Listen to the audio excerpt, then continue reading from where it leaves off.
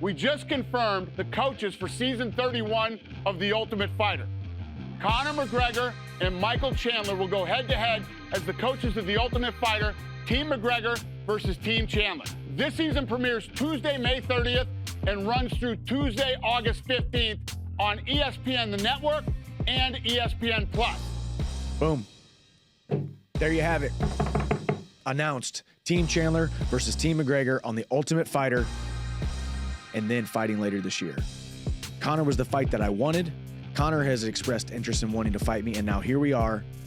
I want to win this thing. I don't just want to beat Conor later this year whenever the fight happens. I want to beat Conor badly on Tough. I don't even want him to win a fight. I still got one dude on my mind. Conor McGregor. Heading to Vegas, baby.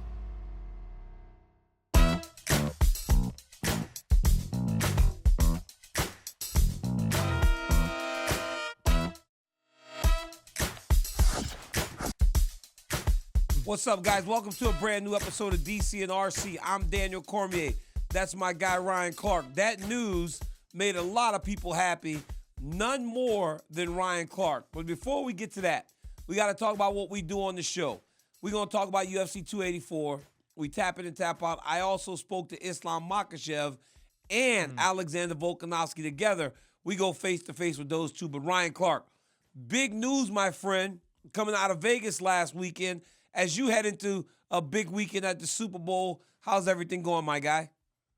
Man, this is another Super Bowl, DC. What are you talking about? I get 2 Super Bowls in 2 weeks, bro. Conor's coming back, and we get Philly, Kansas City. You know what happened? The sports gods were looking down on me, and they said to themselves, we want to make Ryan happy. And he reached out and touched Dana White and said, Dana, do this for Ryan. And he did. And you gave me the 2 number 1 seeds in the Super Bowl. I just couldn't be happier. I'm trying to figure out a way that me and Jordan can get into the Tough House for some of this filming, and we'll see if we can make it work. Hey, bro, let me tell you something. You and Jordan be just like praying for stuff to happen in sports. And now he got Izzy back last week. You get Conor back this week.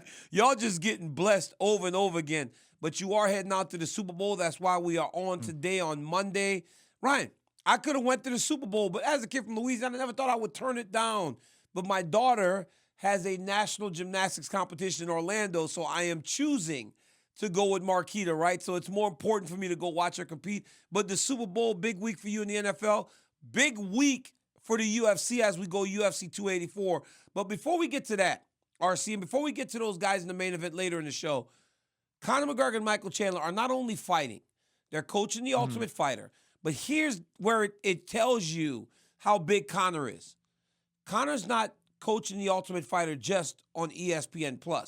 They're going to run this Ultimate Fighter on ESPN. He goes, what's it called? Linear. Conor McGregor gets linear television with the Ultimate Fighter. How big is this for the sport to have that reality show on ESPN and on ESPN+?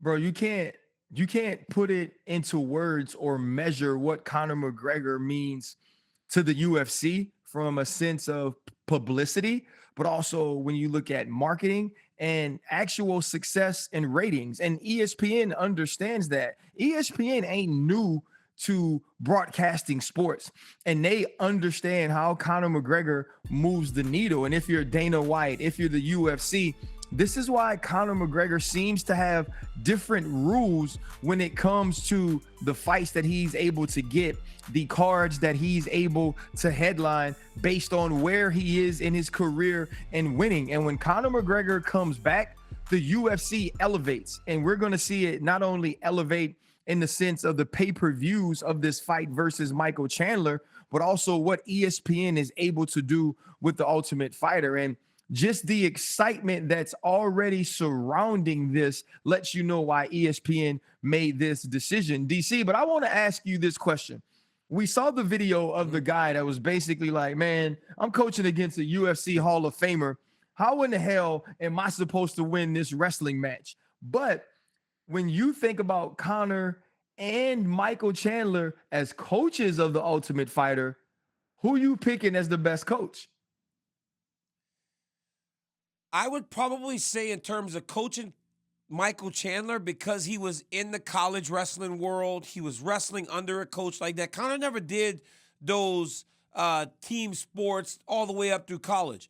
But I think for as important as Michael Chandler can be to the young athletes as a wrestling guy, a coach, I believe that for him, it's more important to understand and try to prepare himself to deal with the mind games. He is going to be under constant attack by Conor McGregor. And Ryan, I'm telling you, it is not a week, it's not 2 weeks, it's 6 weeks with someone that you are going to fight with. And for the annoying guy, me, I tried to poke at Stipe. Conor was poking at Uriah Faber the whole time. Even though they weren't fighting, he managed to cause such a dissension in that team that TJ Dillashaw, who wasn't even the coach against him, left alpha male because he was convincing Uriah that he was a backstabber. He's going to be under constant attack from McGregor, and he can't allow for McGregor to get into his head too much. But we did feel like this would be the fight. You and I have talked about it for a while. Chandler is a good style matchup for McGregor, and I think that it works. And I think that Chandler's the right dance partner for the return. DC, you know what I like about this is these two dudes, though it's going to be an extremely exciting fight, couldn't be different humans. It is literally impossible to dislike Michael Chandler. If you dislike Michael Chandler, I question your character, right? This dude is an amazing fighter, an amazing father, amazing husband, like loves everybody, no hate in his blood at all. And then I don't have to explain to you who Conor McGregor is. And so I think that that's a super cool, added characteristic that this show can have. But let's get away from the matchup of the coaches, the matchup of the fighters, and just talk simply from an MMA UFC point of view, DC, as someone who's been in that octagon, who calls fights now, who is so much intertwined in what the UFC is. How big of a boost, or how important is it that Conor McGregor has returned? It's a massive boost for the sport in general.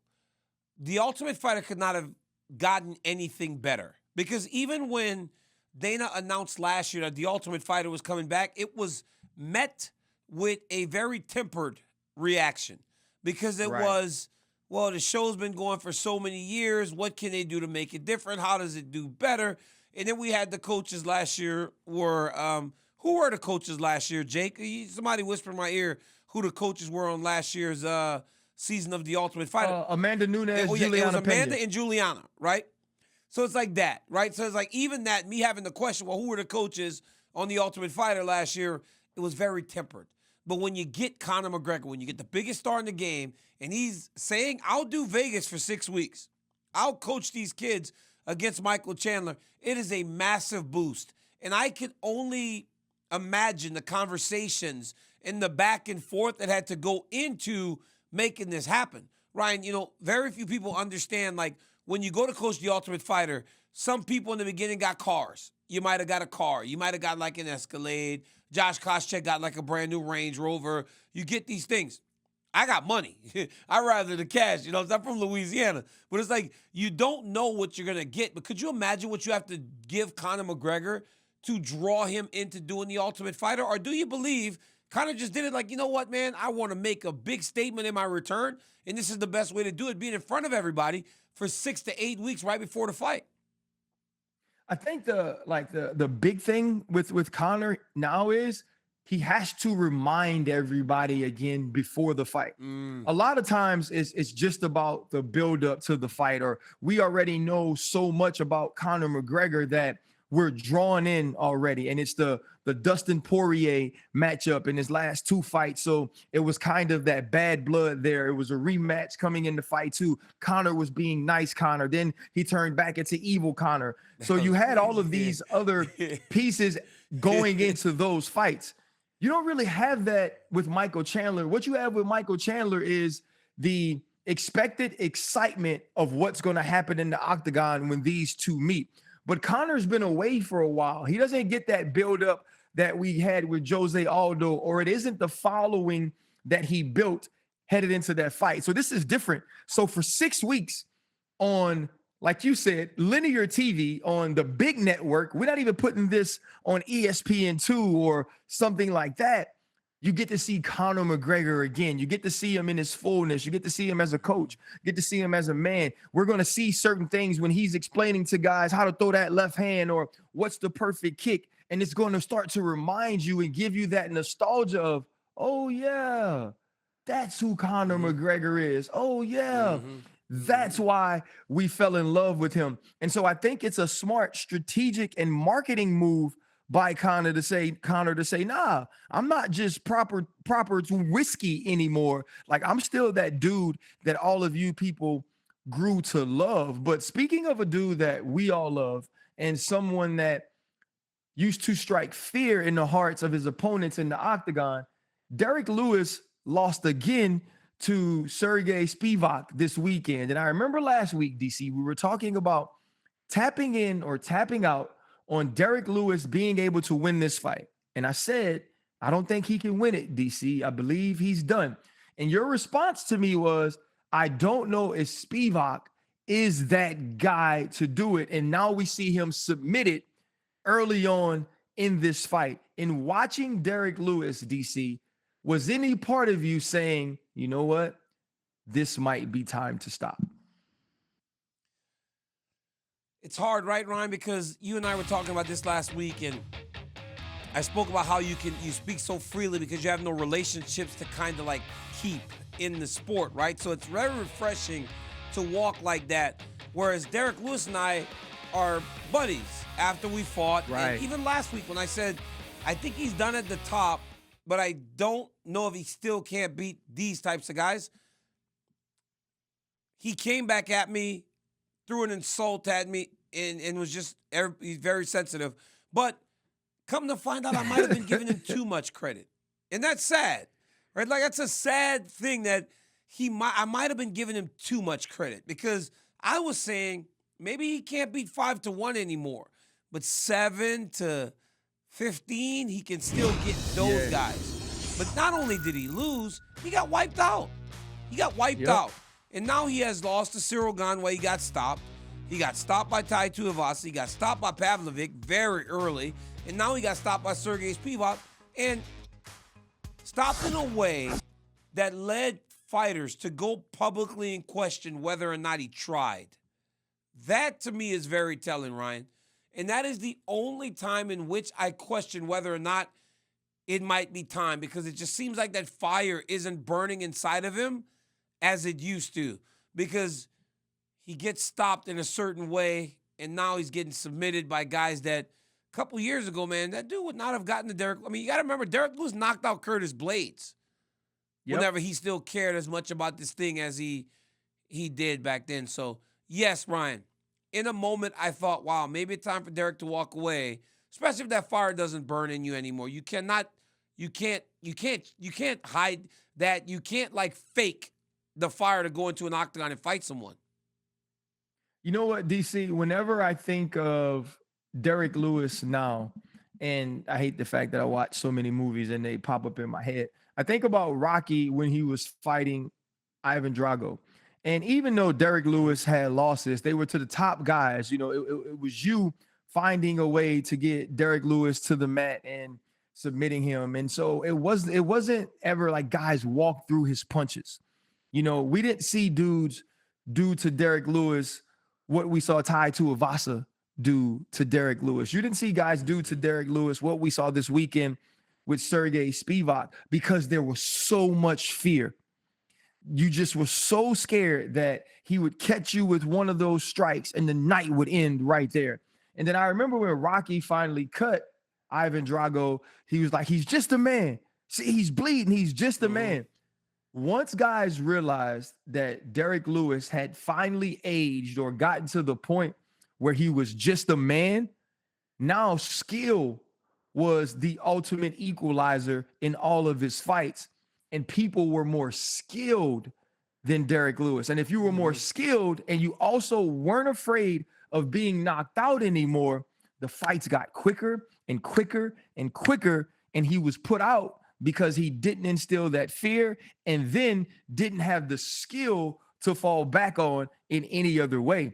Someone who, a part of this sport, had more skill, more fear in MMA, or instilled more fear than anyone, was Fedor Emelianenko. And I became a Fedor fan, and don't say nothing crazy, DC, because Fedor is Troy Polamalu's favorite fighter. And I always thought that it was Troy's favorite fighter because their bodies kind of looked alike and they were like the ultimate. They were the greatest in the sport.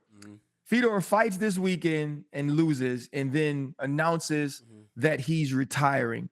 In your opinion, is he the most dominant MMA fighter of all time?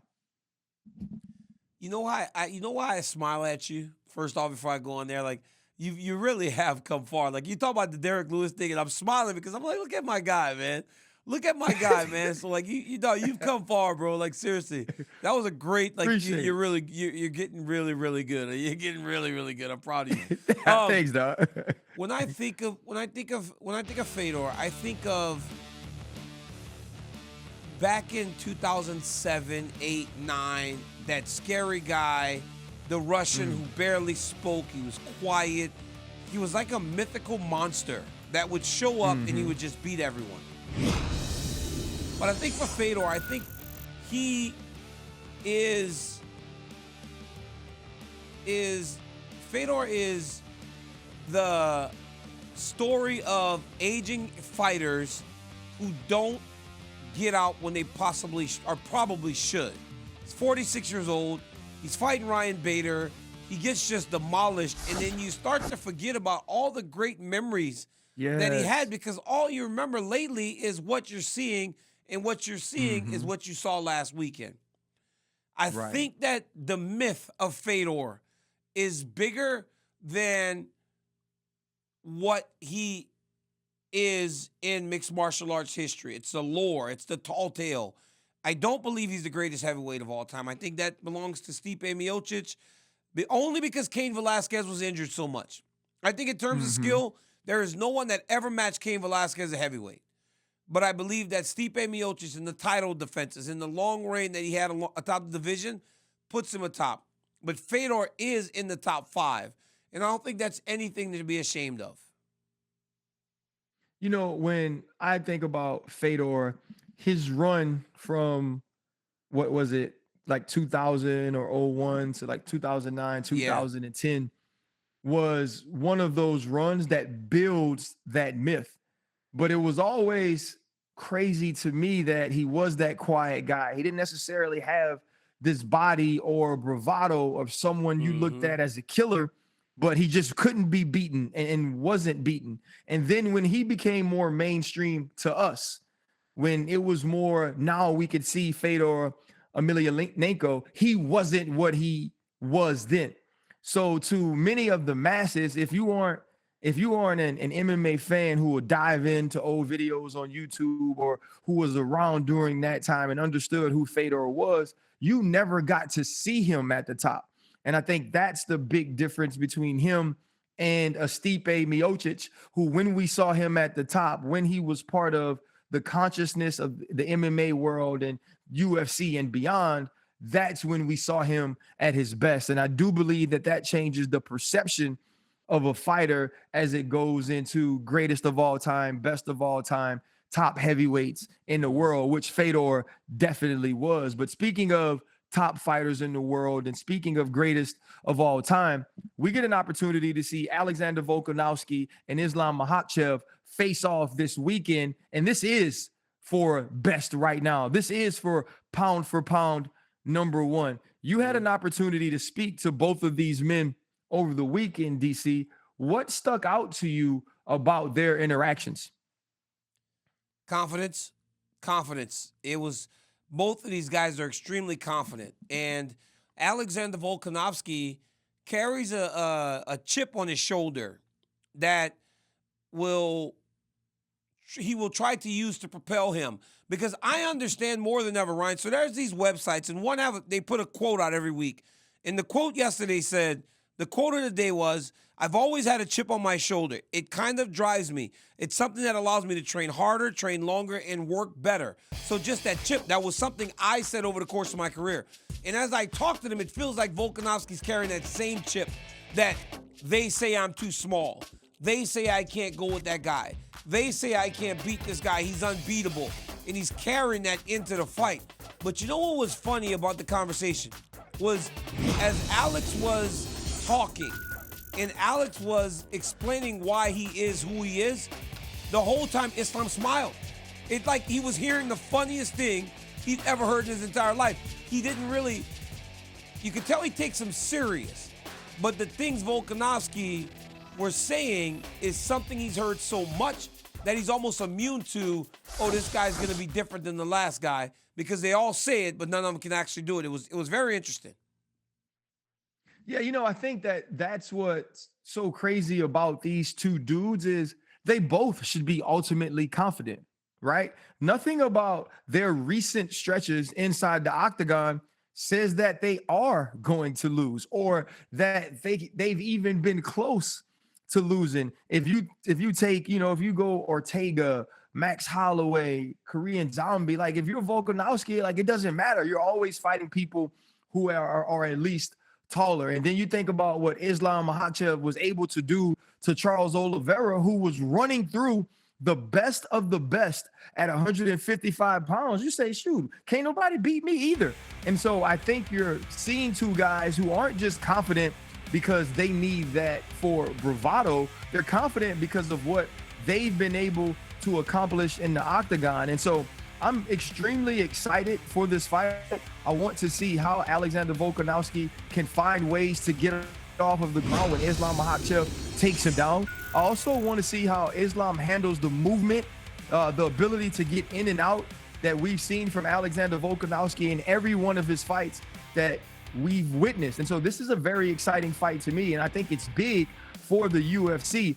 After sitting down with these guys, DC, and knowing everything that you know about them, their ranks within the UFC, what does this fight mean for the UFC as a whole, and what does the winner of this fight become? Ryan, the winner gets the ultimate bragging chip. He'll be the number one pound-for-pound fighter in the world. And if Alexander Volkanovski wins this fight, he keeps his position, but he beats the guy that people think, it's like, hey, that Ivan Drago analogy you made earlier. Islam is that, right? The unbeatable, the guy that's supposed to be only human. Volkanovski gets to show he's only human. He's just a man like the rest of us. Volkanovski gets the ultimate bragging rights if he beats Makhachev, because he's already the pound-for-pound number one. But for Makhachev, he goes on the top of those rankings. He sits in a place where he has sat and watched many of his teammates go to before myself, Habib, all become number one pound for pound over the course of our careers. So that stuff means something to those guys.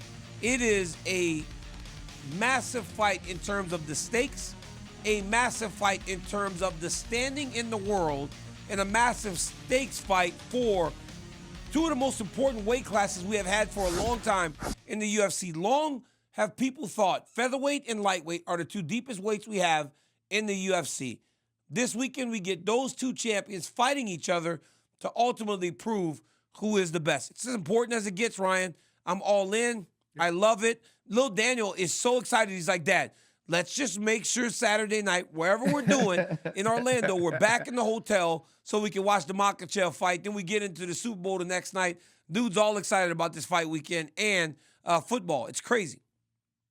Well, first off, I just think it's awesome, man. You get an opportunity to go watch your daughter compete and also spend that time with Lil Daniel watching two sports that you guys love. I think aside from being a Hall of Famer inside the octagon, you're a Hall of Fame father too, man. And that's so important. But you mentioned yourself and Khabib Nurmagomedov being two guys who reach pound for pound number one. Another thing that Khabib had become one of the best to ever do was lead Islam Makhachev inside the octagon. And so I can remember hearing him explain to Islam or take Islam step by step through ways of submitting Dan Hooker. if you remember back to that, and watching Islam listen to those things and eventually get the submission. What is it going to mean, or how will it affect Islam not having Khabib Nurmagomedov in his corner for this fight against, like you have already said, the pound for pound number one in the world? You know, RC, it's like Khabib was playing a video game. It was like he was explaining like he was holding the controller with Islam Makhachev as the character that he was using as he got that submission. But I think he's come to terms with it. I think Islam's come to terms with it. I haven't had an opportunity to ask him about it, but everything I see publicly, everything I see him say tells me that he's come to terms with, now I have to go and compete without my guy. And although it sucks, it does happen, right? We have been in situations before where we've had to go fight without each other, or you got to fight without this guy or this guy. It just kind of happens, and I believe that Islam has many great coaches. He's got many great training partners, people that are going to be there to support him, and he's going to need it because he's going into enemy territory to try and beat the number one pound-for-pound fighter in the world. But Ryan, as big as this fight is this weekend, it's not the only championship fight because Alexander, as he goes up, he leaves his division without a champion to defend the belt. The UFC has now booked Josh Emmett and Yair Rodriguez for the interim title. You got the powerhouse in Emmett, the guy who has the wrestling skill but tends to love the knockout, and you have the dynamic fighter that is so Yair good. Rodriguez.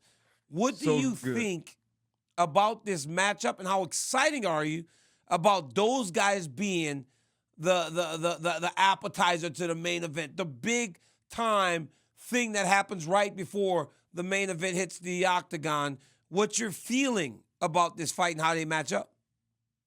Well, I think I'm excited because these two dudes are so different. If you go back to Yair Rodriguez's fight against Max Holloway, he turned Max into a grappler, which is something we don't normally see.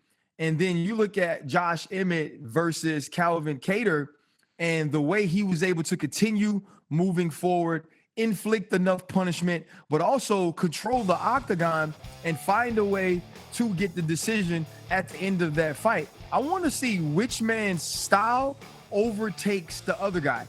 Can Yair and his strikes from all different angles, the unorthodox kicks and movement, overpower Josh Emmett, who's more straight line, come right down the pipe and try to inflict his physicality on the opposite fighter? And so this is going to be as exciting because of how dynamic both of these men can be, as it will be strategic in watching them kind of feel each other out and figure out the best way to go on the attack. It's one of those things, DC, and I can be honest to you about this. I have to look at the fight singularly as opposed to holistically, because in my mind, I'm saying this because I believe what Yair gets here because Brian Ortega gets hurt while they're grappling, hurts his arm or whatever it was, shoulder. It's hard for me to not look at this fight and think to myself, well, Alexander Volkanovski and Max Holloway are the two premier featherweights in the world. And even though that these two men are fighting for the interim title, these are not the two best fighters in the division. And so once I've reconciled myself to that, I can enjoy it for the explosive stylistic matchup it is. And I'm very excited about that. Yeah, I'm excited about the fight. I'm excited about new guys to challenge Alexander Volkanovski. That's where my excitement lies tonight. I'm excited about the matchup because I've known Yair since he was on The Ultimate Fighter Latin America in season 1, and he was not the guy that he is today. He has improved so tremendously. And I'm telling you, Josh Emmett has gotten so much better. And this is a guy that has done everything needed to earn a championship opportunity, but just kept falling short, or he didn't seem to be the sexy challenger. Sometimes you got to be sexy. Mm-hmm. You got to be sexy. You got to have something that pops off the page. DC. Hey, bro, I'm trying to tell you, you already know. I don't want to. This face right here, boy. This face right here. But you got to have something that draws people in. And maybe many didn't feel like Emmett had that. he finally gets his opportunity, and I'm so excited about it, man. I cannot wait for this weekend. It's going to be a fantastic card from Australia. But, Ryan, before we get to everything else in the show, we got to tap in and tap out. It's time. You got to tap in and tap out. Let's go, Jake. All right, guys. Dana White over the weekend announced that Sean O'Malley has signed a new 8-fight contract. As one of the sport's rising stars and with a number 1 next to his name, RC, tap in or tap out, O'Malley will be a champion within the first 3 fights of his new deal. Ooh, that's tough. I tap out. I tap out because of the people I'm thinking to myself Sean O'Malley will have to face. When I go back to that Petr Yan fight, he showed he belonged. He showed he was a top 5 fighter. Aljamain Sterling being there now. Henry Cejudo possibly being an opponent, and their experience, their ability to grapple, their ability to wrestle and kind of negate some of the things that Sean does well. I believe it'll be difficult for him to beat those guys. So that's the only reason I tap out. But I can say this, if he pulls it off with that dynamic striking, I won't be surprised. I tap out because of the time frame. It's just very fast. Like 3 more fights. That's not that long to elevate yourself to a championship. Now, he's number 1. I get it. That's why we imagine it could happen. But he's number 1 because he beat Petr Yan. He went from 10-1, and many thought that he lost the Yan fight. So I'm going to tap out for those reasons, but I would not be surprised if somewhere down the line, Sean O'Malley does become a UFC champion. But Sean O'Malley gets a new contract every single time he fights. It's the most amazing thing I've ever seen. All right, guys. Like Daniel Cormier. Recently, RC was a guest on the Brilliantly Dumb Show podcast and had this take on ice cream. Ice cream is just a dessert side. Yeah. I'm a hot dessert guy, right? So I don't. So you're saying ice cream can't stand alone, Ryan? Ice cream cannot stand alone. I don't think that's fair. That's preposterous. I don't think it's fair. So think about this. I got What? the hot brownie with the ice cream with it. Oh, that's a great play. The a la mode is a great play. So, DC, tap in or tap out, that ice cream is a dessert side. Dessert I'm side. being completely honest with you. I don't disagree with Ryan as much as people are trying to make it seem. Just because you do have the pie with the ice cream, you get the hot brownie with the ice cream, everything all those desserts that are hot, they stick the ice cream on top of it. So I don't disagree with him as much as most people, but you can eat a good ice cream by itself. You can't have a bowl of ice cream. I mean, dude, even on the airplane, they give you ice cream. DC. Listen, it is a dessert, Ryan. DC, here's why I tap out. Think about this now. If your ice cream is a snack, I agree with that. Ice cream is a snack, but I tap out on ice cream being a dessert because of this. You eat a dessert after you eat a meal. A lot of times, if you're going to your refrigerator to get ice cream, you're just sitting on your couch and you might be watching the fight. So like, I want a bowl of ice cream.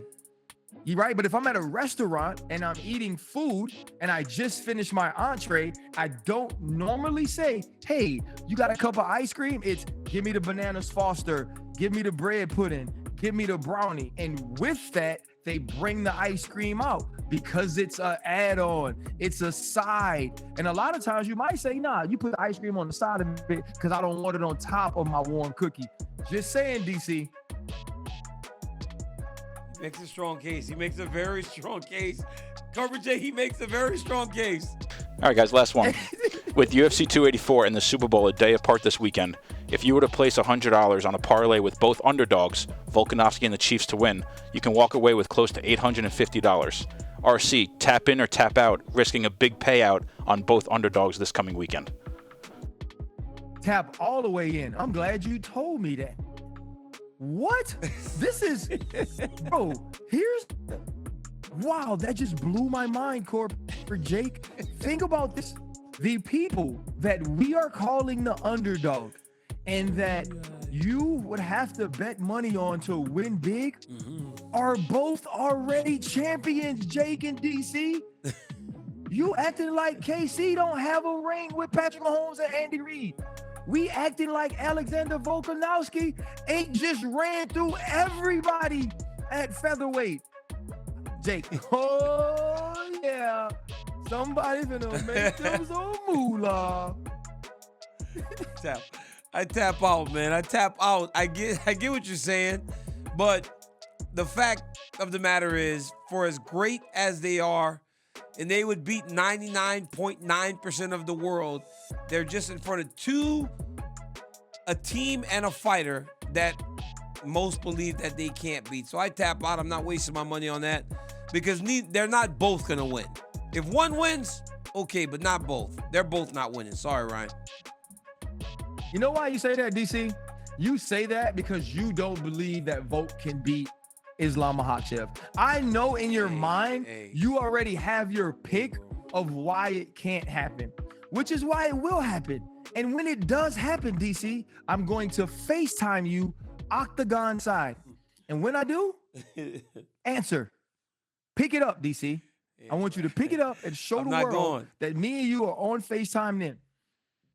You know, what I might not do is FaceTime you if Kansas City wins. But I think like the cool part about this Super Bowl, which I mentioned on Monday after the games and after the teams were set, was that in Black History Month, for the first time, we have 2 African-American quarterbacks that are starting this game.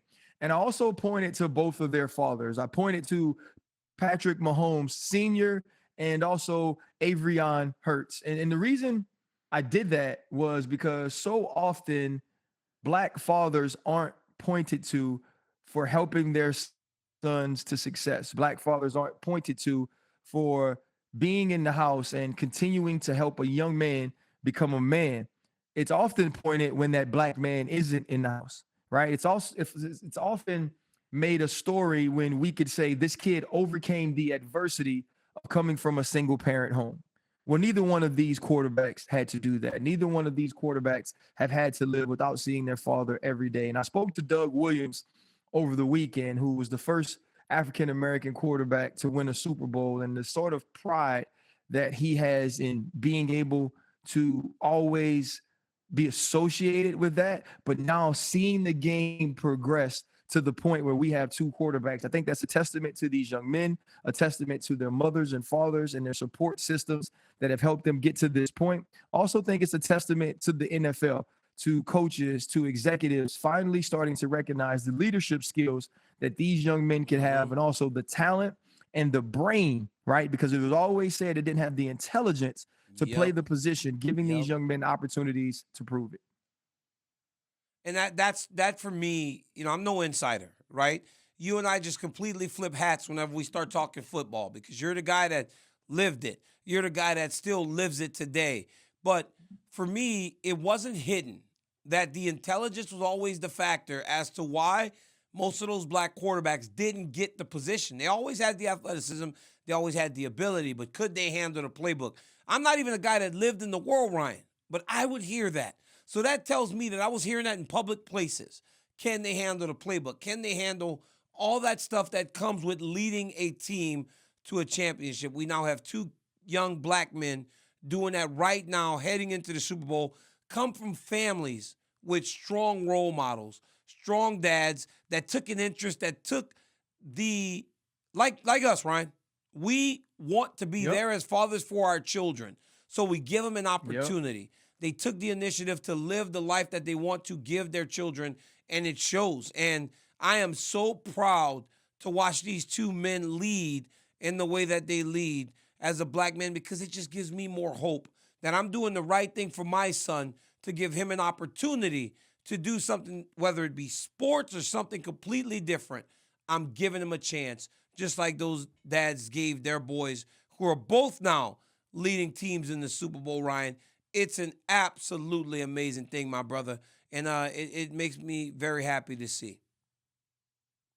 Yeah, man, I just think it's so dope. And speaking of our opportunities to be fathers and give our kids these better opportunities, tell us a little bit, man, about your wrestling team over the weekend, DC. Man, I heard y'all had some bumps early, and getting to where y'all had to go, but when y'all hit the mat, it was total domination. Yeah, it was domination, man. Once we got to going, you know, we had some hiccups with some stuff.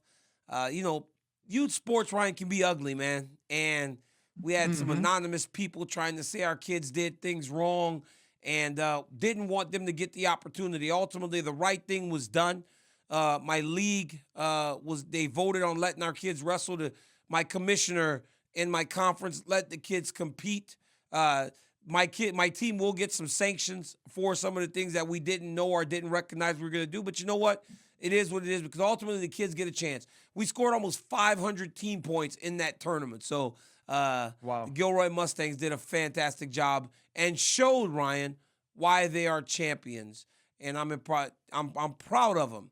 Guys, Ryan and I want to thank you so much for supporting us as you have been doing since day one, maybe day two, because in day one, you guys really didn't support us all that much. They didn't really know about me. We appreciate you.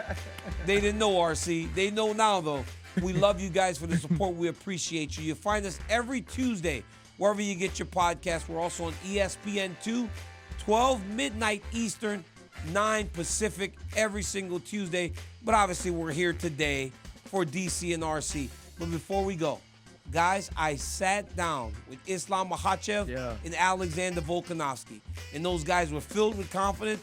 And I loved being in between these two because, guys, there's so much greatness shared among them as they head to the main event of UFC 284. Take a listen to the interview in its entirety right now on DC and RC. Until next time, guys, peace. We have the main event of UFC 284. We have Islam Makhachev. We have Alexander. Wait a minute, actually. I should be introducing Volkanovski first because he's the pound-for-pound #1 fighter in the world. So we got Alexander Volkanovski and we got Islam Makhachev joining us both from beautiful Australia. Fellas, how y'all doing? We're good. I'm good. I'm very good. Islam, you like that? Like Volkanovski is #1 pound-for-pound, so he should be introduced first, right? Well, 155, bro. This is my jungle. He jumped to my jungle. Okay. Boys, how's the preparation going? We are getting very close to fight night. Alexander the Great, you first. Like, how's the preparation going? How good do you feel as you head into this massive opportunity where you try to become double champ? Well, that's exactly what it is. Massive opportunity. Obviously, camp, it's been a long one. A long camp. Been training hard, obviously, the bulking and all that type of stuff, but everything's all coming together perfectly, you know what I mean? So now we're getting the weight where we want it.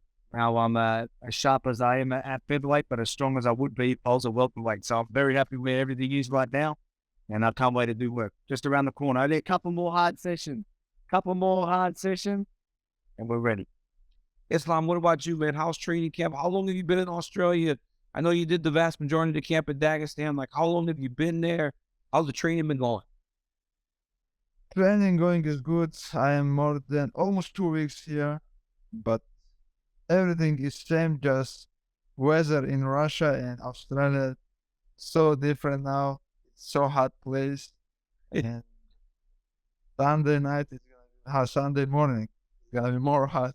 So I get to this fight, right? I was in the octagon with you two whenever Islam became the champion. And both you walked into the octagon next to him. And the first thing I thought to myself is Alexander Volkanovski is not small. Dude, it's very big mistake. No. When you drop to like it, you think big mistake. You think he made a I don't make mistake. Of course, brother, this make a mistake for him. Because his teammate Adesanya jump to the other way. Show him bad example. But he don't listen. Volkanovski, I don't make mistake. champ. So like when I saw you, I said he's short, but he's not small because in the octagon that night, you look thick. You look big. Brother, he wear big shoes always. What's up with this guy? You're giving away all my secrets now, mate. No, but you're right. Obviously, we all know that I'm short. I've always been short. That doesn't matter. Everyone that I've faced is taller than me. So for that to play a factor in this fight, it's just silly. I'm one guy that uses his height very, very well. And we all know when you're close to the ground, and it definitely helps you in the wrestling exchanges and getting back to your feet and all that type of stuff. So we can talk about short this, short that. We all know that's always good in these sort of circumstances. So people can say what they want, but obviously you're right. When you see me then, obviously I still look thick, but I had plenty of time to bulk up that little bit more. So you're going to see me looking a little bit thicker and the weight would be exactly where we want to. Still be sharp, but they need to be bigger as well. You know, I went into the same situation. People look at the visual and they think, oh, he's too small. But that's not necessarily the case. But when you stood in front of Islam for the first time, what were you thinking? Looking at him, he's a tall guy for the weight class. Looking at him, he's big. What was your initial thought standing across from Islam? And Islam, I have the same question for you. Oh, mate, for me, I was excited. I absolutely loved it. Again, before the fight, I didn't know who I wanted because I wanted to be active. As soon as they said they wanted me in Australia and all, you couldn't take the smile off my face. You know what I mean? This is the perfect scenario for me. Not only fighting soon, fighting in Australia and all that. So as soon as I heard that, I was buzzing. And I was like, "Give me in there, please give me in there." He goes, where's this shot guy? Get this shot guy. All right, get in there. I want to be in there. So, and mate, I absolutely loved it. You know what I mean? I look at every opponent the same. Obviously, I got respect for him now. That's why I prepare accordingly. He wants to say this is a mistake and short and all that type of stuff. Hopefully, he's in training actually really thinking like that because he's going to be in for a good shot. Islam, what was your thought when you stood across from Volkanovski for the first time? Because you guys, the size differential is real, right? You did look a little bigger than him when you guys stood across from each other. What were you thinking when you saw the champ for the first time? Not only the champ, but the pound for pound number one fighter in the world. Just one thing, brother. I want to be pound for pound king. This is my new dream. This is my goal, you know. And I'm training so hard for this fight. I know Volkanovski not gonna be easy. That's why I spent 3 months for the camp, and I'm training so hard for this fight.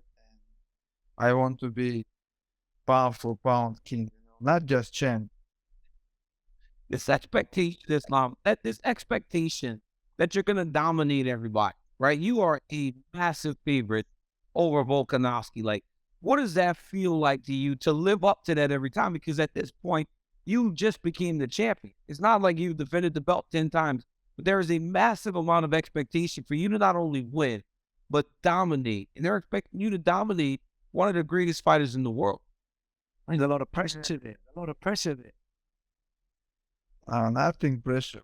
Small guys come to my division, and I just want to, you know, show people my level. Somebody says it's gonna be hard or easy, but everybody know that my level, because all my last five or six fights, I show good performance and I finish all my opponents. That's why I'm gonna look for the finish always. And my goal, I want to knock you out. Sorry. I like it. That's right. Hey, do you want to stand up and try to fight? But we all know that again. We all know you want to take it grab, but that's all good. I'm preparing accordingly. That's one thing that we know. As he said, he knows he's training hard. Obviously, he knows this is a tough fight for him. You know what I mean? They're not silly. They're smart team. They know what I'm capable of. They're gonna prepare accordingly as well. I can see that he's obviously been training hard. He's got a couple of black guys right now, so I'm sure he's doing some rounds in and probably get passed up at the pro. So he's hard. That's good. That's good. That's what I want to say.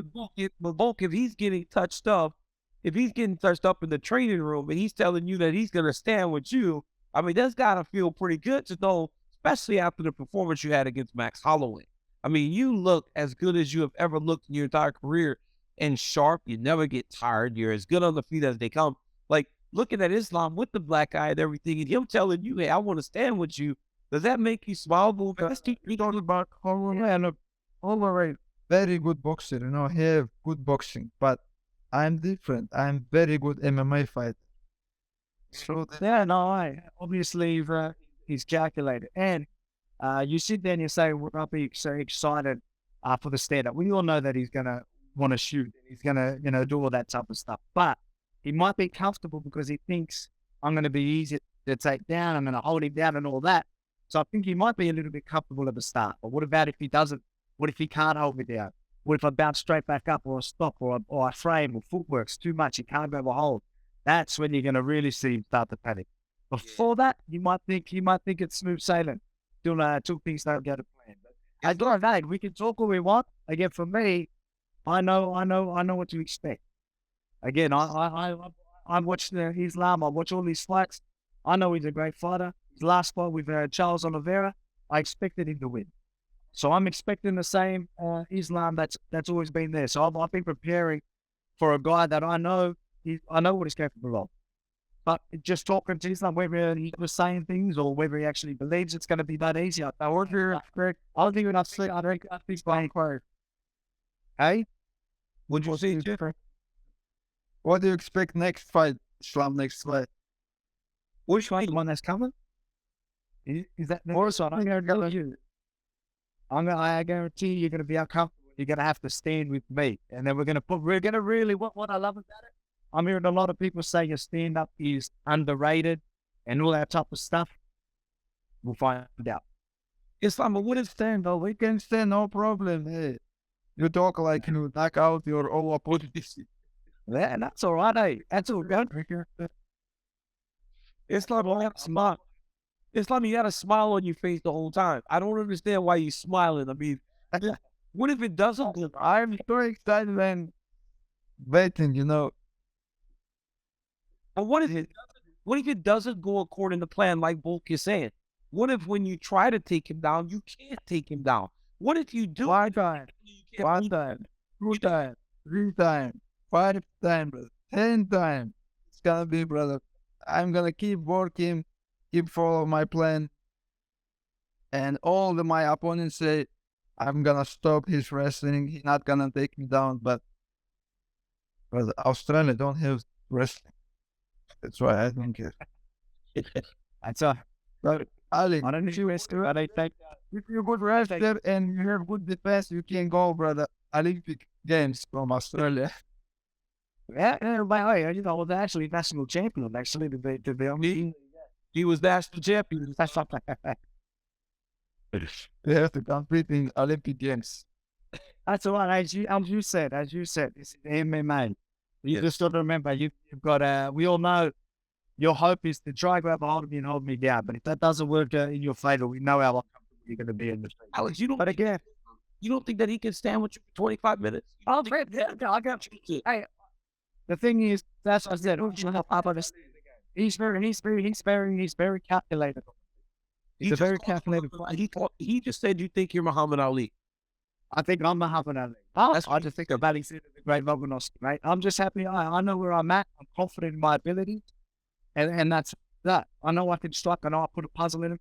I don't care if he lands punches. I'm going to land more. You know, I'm going to keep working. I'm going to find ways. I've got that fight IQ, especially no matter where the fight goes. That's what's made me who I am. You know what I mean? If you look at my career and you break it all down, it's the fight IQ. It's to never give it up, never backing down. It goes, it's so many layers there. There's so many layers there. And you can say whatever you want. We all know. I know he's not got a great wrestling, great jiu-jitsu and all that type of stuff. But what if his only one game plan it doesn't go that way? Let's see how well-rounded he is. That's what I'm trying to say. And I don't know. I'll find out. But I know I can deal with it. I can deal with it wherever it goes. I've proved there. I can tell you as a person that has trained with him and spent time with him for a long time, it's usually not one game plan. It's just that he's had to use one game plan. But Islam, let me ask you. He doesn't need to use that. That's fine. God, one thing's in your mind, brother. This is not your area. This is my area. That's why it's so different. When you don't big, you get the window. And you feel I've trained with big guys all the time. I've trained with bigger guys my whole career. Always. You cannot be big. You can be fat, but you cannot be big. You can be fat. I don't need to be big. I want to be sharp. I want to be fast. I want that movement. Yeah, I want that movement. I want to, and like you said, Muhammad Ali. You know, like a butterfly. Islam, what do you think of Alexander Volkanovski? Because he's kind of prodding at you a little bit. He's prodding at you. He's telling you, he's gonna tell you that he's gonna beat you. Like I can sense the confidence coming off of Alexander, and why wouldn't he be confident? All he has done is win his entire career. You two are he put in his mind, he gonna take me down, I'm gonna get up, but he have to make some other plan too, you know, because it's not same guys who take him down somewhere, all him. This is other pressure, you know, my style. it's so different. And it's not gonna be same like his sparring partners or all these guys. It's so different. Yeah.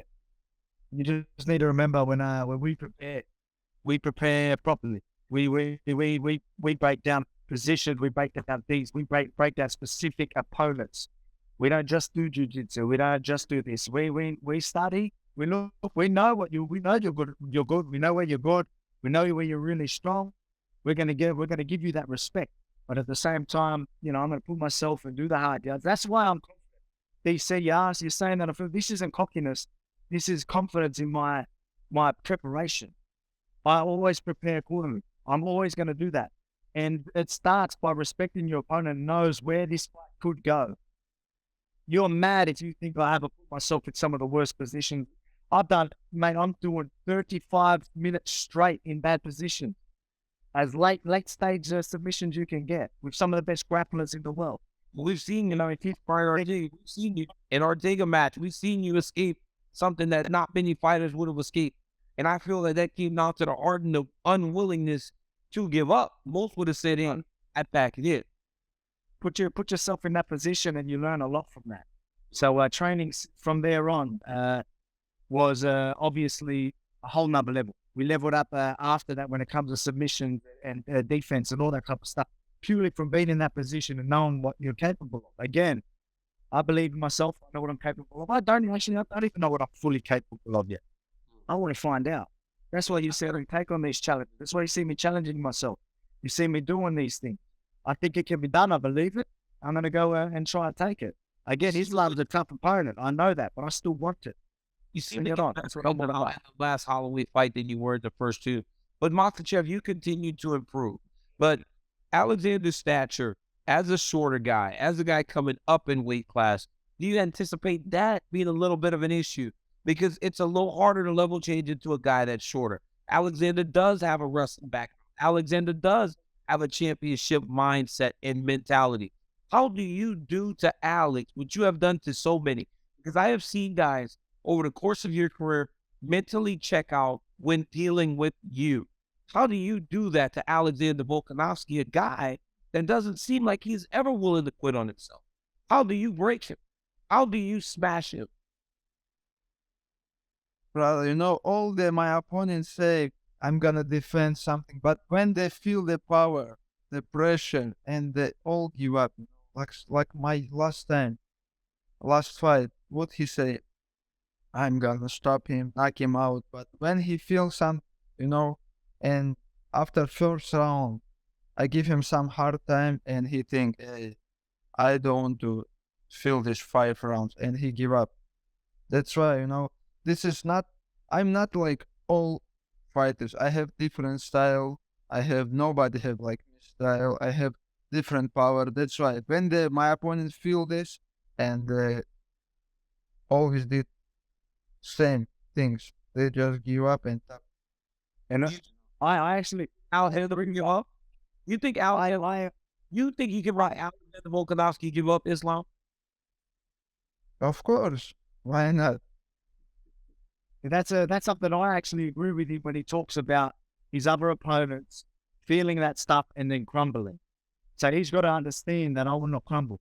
Like you can try to put me to sleep, kill me, whatever. All right, that's probably the only way you can stop me. Otherwise, I'm gonna keep doing what I need to do. I'm gonna fight for every single millimeter. That's the thing. That's just what I am, what I'm all about. Again, I ain't nothing special, but I put my ass in the gym and do what needs to be done time and time again. And now look where it's got me. And that mindset that I have, that mentality that I have, is why I'm in this position. That's why you see me being confident. Again, there's confidence here. You can see the respect I've given him. I'm telling you how good he is, why I'm preparing so hard. But that's why I'm confident, because I know I'm doing what needs to be done to try and take that nice shiny belt off him. Champ, you are so confident going into this. Final word for Islam Makhachev before you guys are locked into the octagon this weekend. What do you want to say to him as the guy that's the holder of the belt in the weight class above you, and the guy that seems to be another Russian machine just ready to dominate the lightweight division? Let's get it. Let's go out there and put on a show and do what we've been saying we're going to do. He's gonna try and impose his will. I'm going to try and impose my will. And that just means it's going to be a fun fight for the fans. one thing I just really, really want to, again, I've got nothing respect for Islam. I just want to say to you, to your face, Islam, make me one promise, and that's make weight comfortably and healthy, and then let's dance. Islam, you have anything to say to the champ, the number one pound fighter in the world? Hey, you're fighting for more than just the defense of your title. You went this weekend, you will be ranked number one pound fighter in the world, joining many of the guys that have trained and lived at the American Kickboxing Academy. What will that mean to you? And what do you say to Alexander, especially as he leaves with make sure you make the weight before we get locked in the octagon this weekend? Brother, I don't have this weight problem. Don't worry. I am very excited, waiting for that moment. And, after when I won my belt, I just don't want to, defense, and when Alex jumped to the cage, and I understand it's gonna be new goal, new target. It's dream for all MMA fighters to be number one pound for pound king. That's why I understand what they mean, and I'm training so hard this camp, That's why I'm very close and very excited. Ladies and gentlemen, you don't get number one versus number two pound for pound very often. That is our reality going into UFC 284 this weekend as Islam Makhachev tries to keep his lightweight championship from Alexander the Great Volkanovski. Boys, you both seem to be living in beautiful palatial estates out in Australia right now. I wish I was there with you, but I will be tuning in, locked in on what promises to be one of the greatest fights of the entire year. Champ, thank you for joining DC and RC. I appreciate each and every one of you, what you do and what you are to this sport. Good luck. Enjoy the fight. And boys, just really tear it up out there this week.